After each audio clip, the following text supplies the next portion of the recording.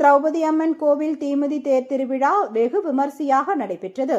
அரியலூர் மாவட்டம் செந்துறை அடுத்த குறிச்சிக்குளம் கிராமத்தில் மிகவும் பிரசித்தி பெற்ற அருள்மிகு திரௌபதி அம்மன் கோவிலின் தீமிதி திருவிழா வெகு விமர்சையாக நடைபெற்றது.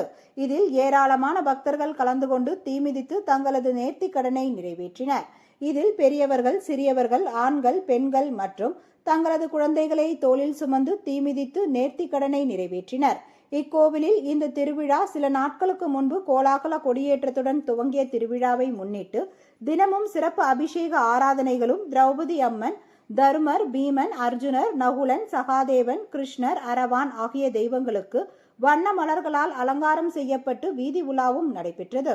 இவ்விழாவில் புகழ்பெற்ற பூசாரிகளை கொண்டு மகாபாரதம் கதை படித்து தர்மர் பிறப்பு, அர்ஜுனன் பிறப்பு, அம்மன் பிறப்பு, அர்ஜுனன் வில் வளைத்தல், அர்ஜுனன் மாடு விரட்டுதல், திரௌபதி திருமணம், பூசொரிதல், அரவான் கடப்பலி உள்ளிட்ட 18 நாட்கள் நடந்த மகாபாரத போர் தினத்தை மண்டகப்படியாக அந்த கிராமத்தை சேர்ந்த ஒவ்வொரு வகையாளர்களுக்கும் திருவிழாவாக கொண்டாடி இறுதி நாளன்று திரௌபதி அம்மனுக்கு வேண்டுதல் படி தீமிதித்து நேர்த்திக் கடனை நிறைவேற்றினர்.